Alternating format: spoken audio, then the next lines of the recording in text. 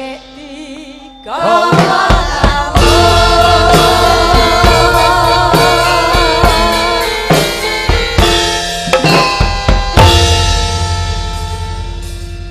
ngaturke salam hormat kagem keluarga besar paguyuban catur Setya Budaya lan ugi Pak Poniran mboten katalumpen Ibu saha warga masyarakat penonton sedaya Bu Kesi. Yo.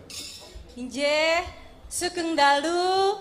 Assalamualaikum warahmatullahi wabarakatuh.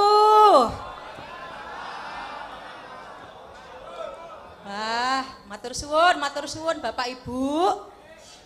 Saestu dalu niki kula sak kanca-kanca kula yoga lan sinden marem banget dugi mriki wau.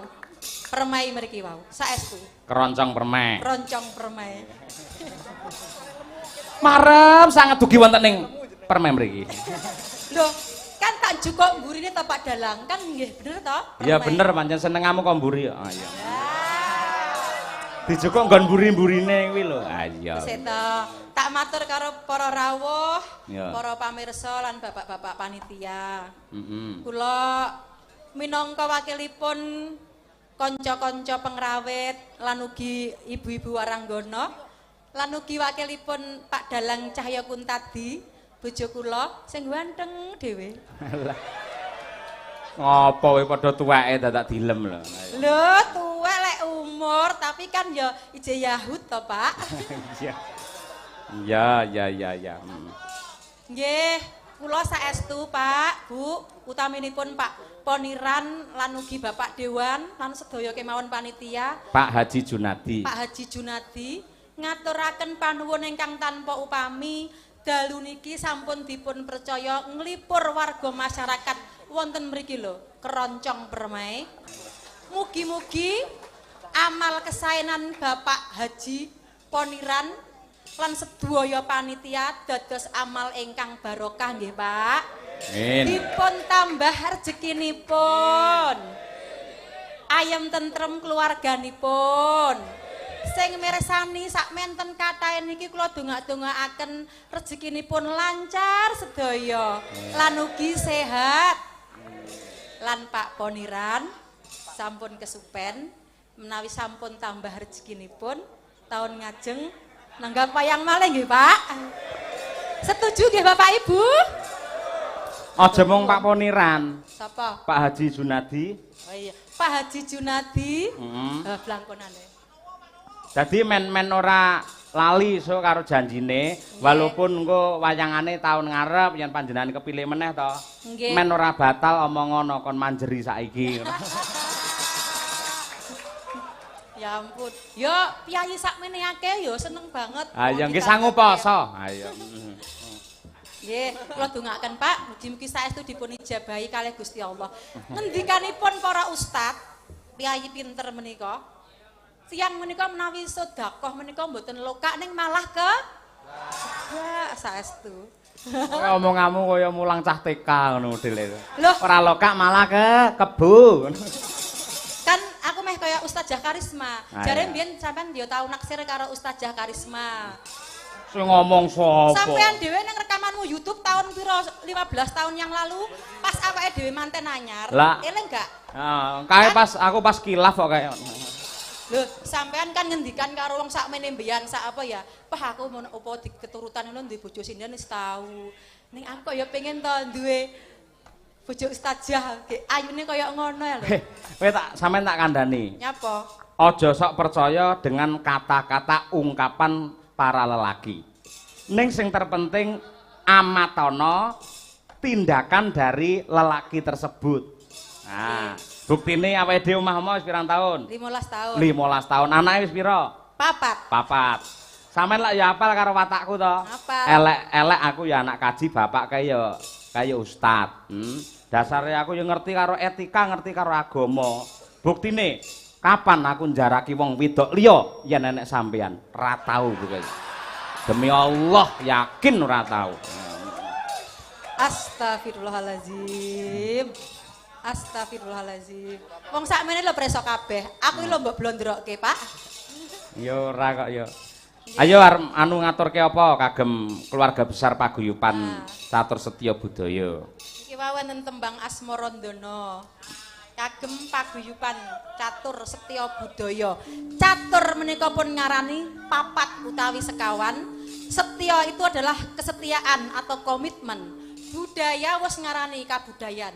Jadi paguyuban Catur Setya Budaya akan berkomitmen untuk ngrungkepi kabudayan Jawa nganti kapanpun. Wah, ngoten. Elok. Jos. Lek omonganmu apik ngene aku semakin sayang lho. Alah, gombalamoh aku nggak percaya. Wingi kae mbok eling nang omah, jaman aku gaweke teh sampean kepaiten sithik mbok pait do. Bu, tehmu kok pahit temen to, Bu? Gregeten giah tak gekke meneh kapok. Oh, sing kleru ki sampean. Aku iki karo teh rapati seneng. Seneng aku lak susu to. Ngopo kok nek teh nggih apa teh? Aku iki paling seneng susu. Ayo. Aja ngono ngisin-ngisini. Ayo, Enak wong akeh, ya, Mbang. Heeh. Yo aturno Asmarandana bawane maca pat engko bacote ndangdutan Catur Setya Budaya. Nah, iki dangdut Asmarandana cakepan anyar ning engko lagune nyilih ya kuwi Wirawiri. Lah iya. Ya, Bu Kesi diaturke. Puji syukur mring Ilahi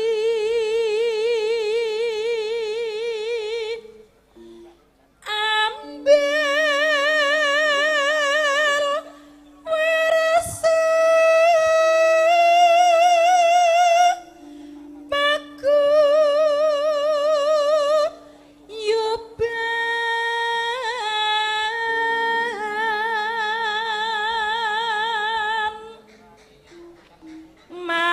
manunggal terus gotong royong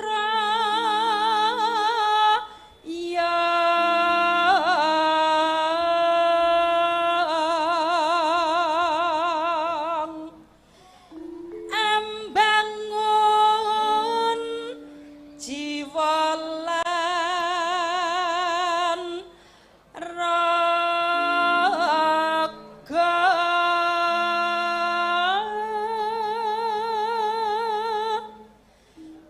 Catur Setya Budaya.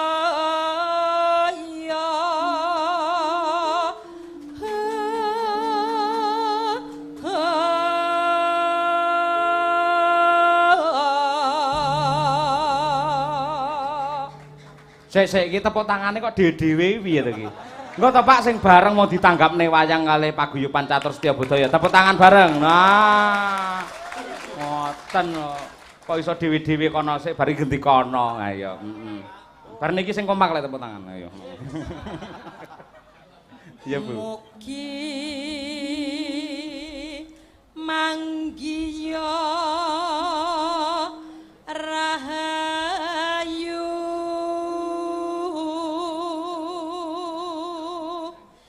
sehat tentrem lan barokah.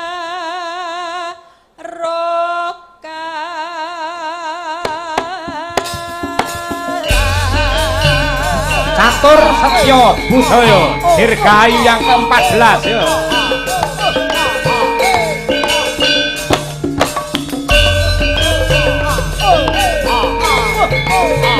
Tur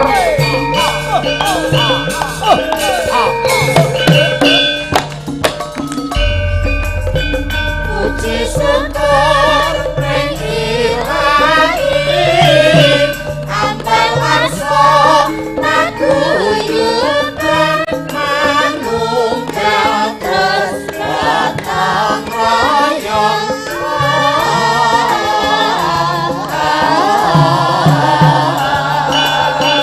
ambangun jiwa lan raga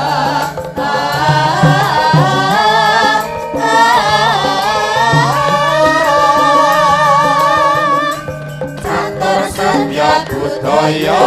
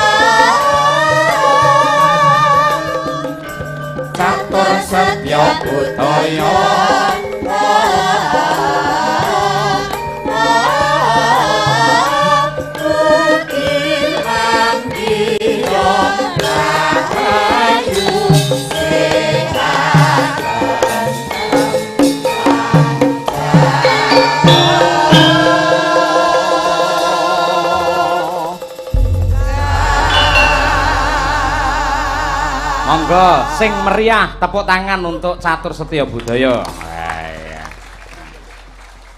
Sampun Pak Dalang. Sampun matur nuwun Bu Kesi. Ayo. Iki mau spontanitas. Nalika aku nang lantai 3 nang daleme Pak Poniran jagongan ngobrol karo Pak Budi ya karo Pak Junadi. Akhirnya aku terus orek-orek dadi tembang iki mau muga-muga iso nggih ciri khas paguyuban Catur Setya Budaya. Ya, janjane aku wis gawe lagu, ya kuwi Haji Junadi Bapak Pembangunan. Wis gawe lagu, wis ning aja ditokke saiki, sok lek wayangan dhewe nduk. Ayo. Ayo. Hebat, nggih pancingan ya. Nggih pancingan. Ugi ngaturaken panuwun ingkang tanpa upami dumateng para penggemar wayang kulit komunitas pecinta wayang. WMC nggih, Mas? Wayang Mania Community. Siapapun dalangnya, yang penting wayangnya. Lah kuwi. Ya. Jos. Terima kasih. Lan iki gamelan wayang, gawang kelir, tenda, sound system lan kabeh prabote iki kagungane Yayasan Putra Pandhawa Bekasi. Wah iya. Kagungane Suwargi Rama Haji Kondang Sutresna. Mula awake dhewe wis bisa sambung karo Rokomas Radio Mas Ragil sing dadi wakile panjenengane. Oh iya, matur nuwun dumateng Mas Ragil. Ugi dumateng adi kula Mas Muhammad Irawan. Ya.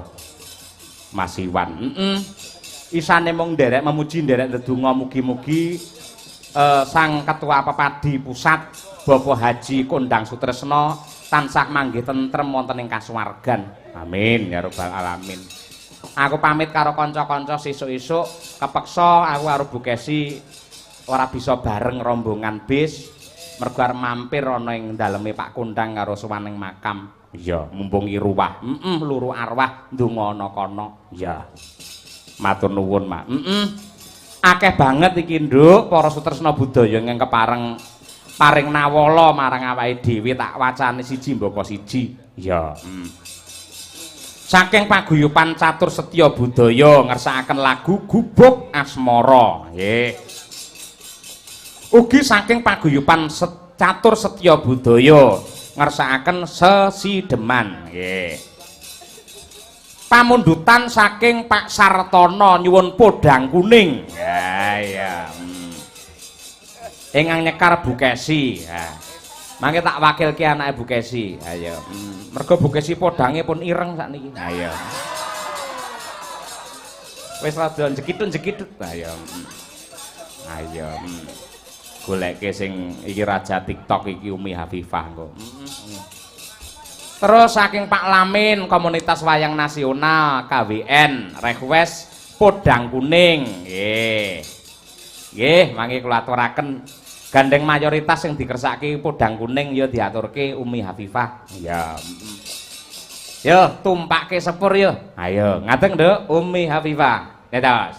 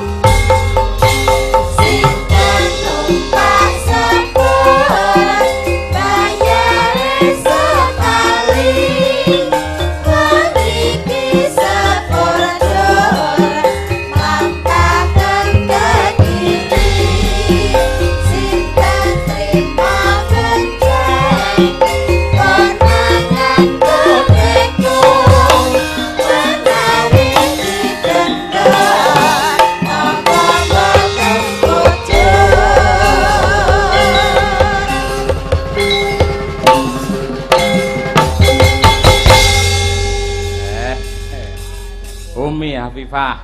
Ya. Nggih. Piye, Nduk? Sehat ya tekan kene? Alhamdulillah sehat, Pak. Mau sampean istirahat nang daleme sapa? Dalemipun Pak Haji. Pak Haji? Pak Haji Po? Poniran. Poniran. Poniran. Aja lali. Mergo sing biayai wayang iki Pak Poniran ya. Terus sampean dipapanke ning lantai 3. Iso turu ning ngono? Saged. Angler. Angler. Nah, syukur. Hidangane piye ning ngono? Bah. Hidangane kuatah kok, Pak. Kula sampai bingung milih. Kuatah sanget. Kathah sanget. Kuwi mergo le tresno karo sampeyan kaya ngono. Nggih. Terus ya iki lak daleme Mak Poniran to mau. Nggih. Terus jam 09.00 Pak Haji Junadi rawuh. Pak Dalang, instruksi. Ini saya sebagai dewan harus mengabsen tamu-tamu yang hadir di rumah ini.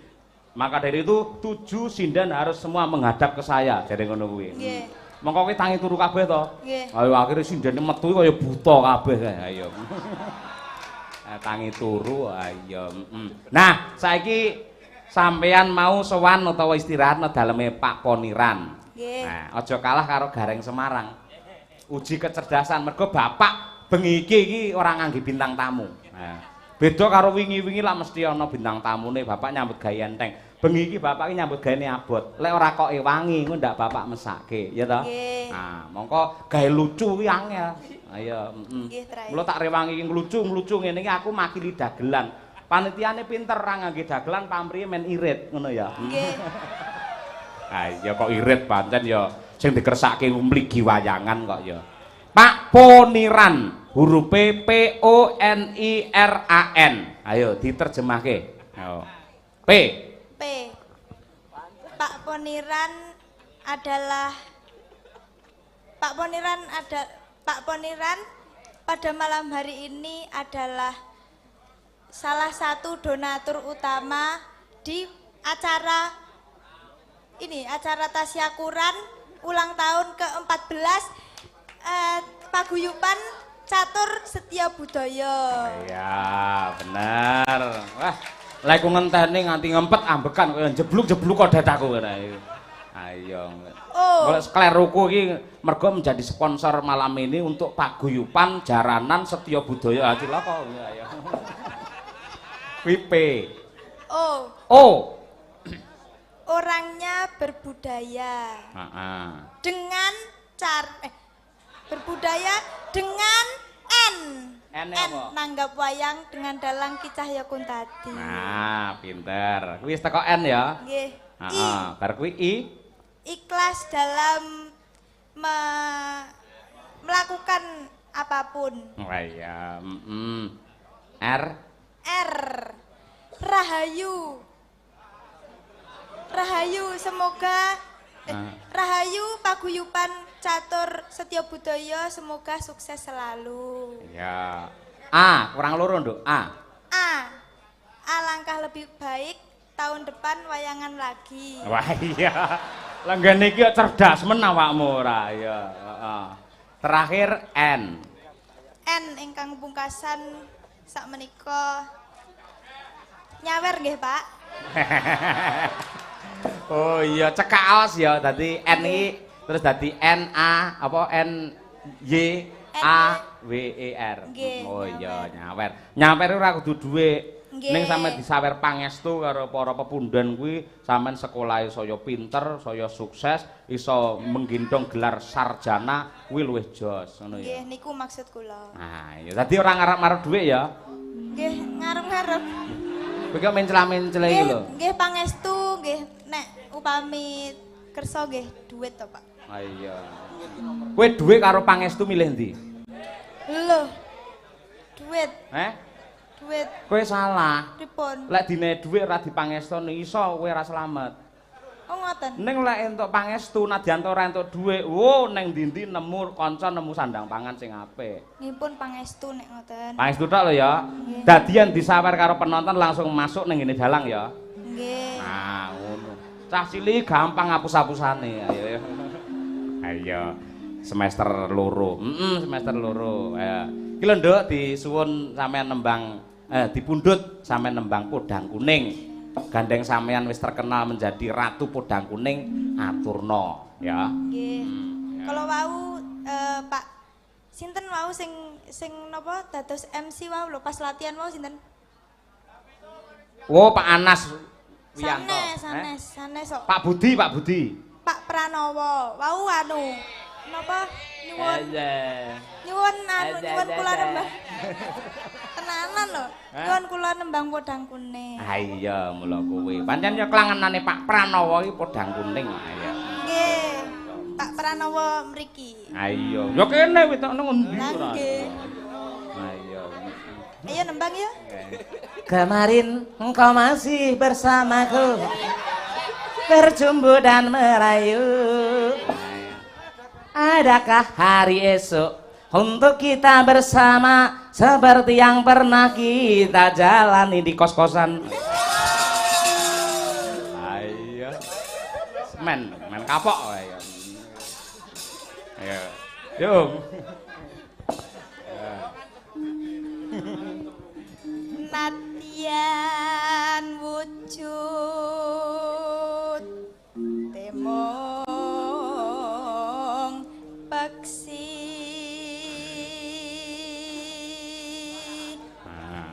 tepuk tangan toh Pak. Matur nuwun. Kowe iki aja galak-galak. Sing jenenge tepuk tangan iki men seikhlasnya, aja dipaksa ngono kuwi. Angger engko suaramu apik, suaramu becik ora usah kok aturi mesti do tepuk tangan kabeh. Nggih jane. Lah tapi biasane nggih nek kula sampun nadyan ngoten mun tepuk tangan lho, Pak. Sing kon tepuk tangan Mas Pranowo. Mboten. Oh, lah sapa? Ayo agawe. No. Ayo. Agawe telining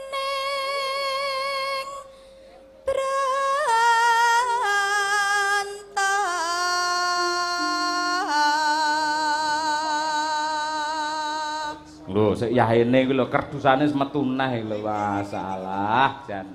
Matur nuwun Bapak-bapak. Matur nuwun Om iki lho. Matur nuwun nggih, Pak.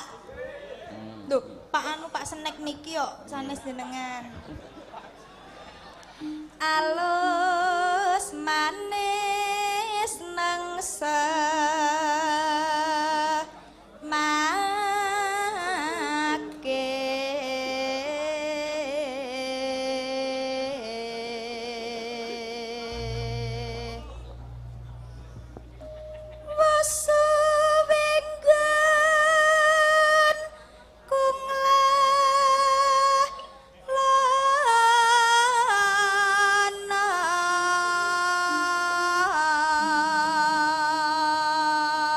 Noneno golek isi podang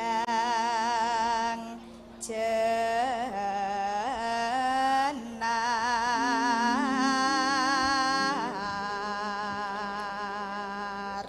Kejawi tembang menika kula aturaken dumateng sedaya para lenggah ingkang mirsani langsung wonten ing Keroncong Permai, ugi ingkang pareng monitor lumantar streaming Kuntadi Channel. Matur nuwun katresnanipun. Ayo penonton mencapai 1.700 pasang mata. Yen rawuh ana ing Keroncong Permai kene ora sedeng nggone. Ayo matur nuwun. Pak Dwijo dan kawan-kawan sembah nuwun. Ya Nduk. Iba bunga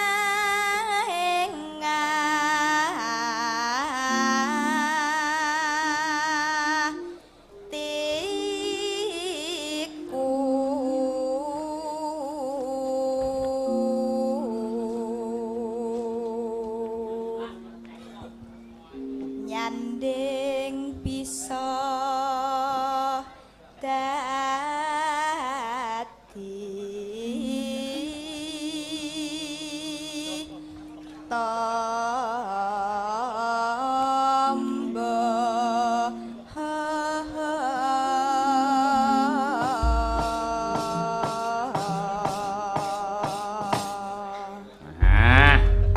dibacotake ya kuwi lagon Podang Kuning. Podang Kuning adalah doa untuk paguyuban catur setya budaya. Podang adalah burung yang bisa terbang, kuning adalah emas. Semoga paguyuban Catur Setya Budaya bisa terbang tinggi menuju zaman keemasan bersama Haji Junadi. Ngono kuwi ben ditepuki, ngono kuwi carane mengungkapkan kata-kata mutiara ngono. Nggih, Pak. Pengen gawe ora, Ndang? Mboten. Heh? Mboten pun jenengan kok. Lho apa ngono?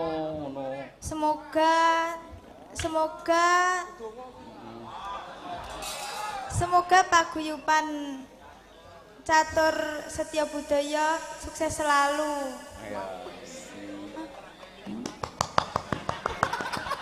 Apik banget kowe ya.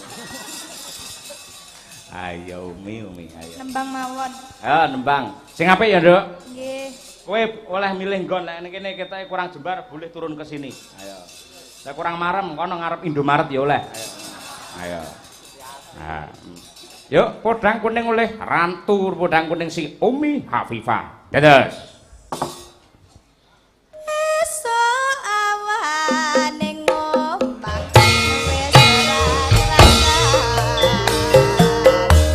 Uyur lan golek sing rasaya. Mubeng miterang gonku golek ora terasa.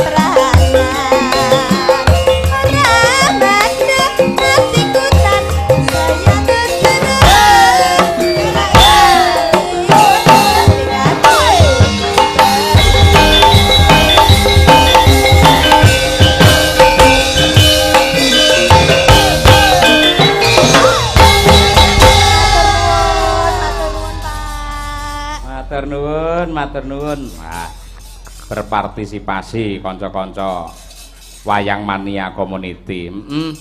Ugi kula aturaken dumateng kadang-kadang Sencaki Sutresna Ki Cahya Kuntadi. Nah, menika wonten ingkang kepareng rawuh wonten lokasi niki Pak Narto Satra. Pundi piyayinipun? Oh, iki matur nuwun. Ini adalah salah satu komunitas Sencaki Sutresna Ki Cahya Kuntadi yang wonten mriki. Ya nggih, matur nuwun Mas. Mari kanca-kanca padoske sing akeh ngoten nggih. Tronggo peresmian pengukuhan paguyuban niku terus wayangan. Nggih. Mesti mangke kula sengkuyung. Ha iya. Biyen ya ana Sencaki utawa SKCK. SKCK ya isih kuwi sedulure Ki Cahya Kuntadi. Iya, matur nuwun. Makasih. Sesideman. Ya. Mbak, wah iki dua sejoli yang tidak pernah pisah walaupun duduk nyinden maupun di bis. Ayo. Birgita karo Mbak Winong ceria. Ya men jumeneng dikurmati tukung tetes.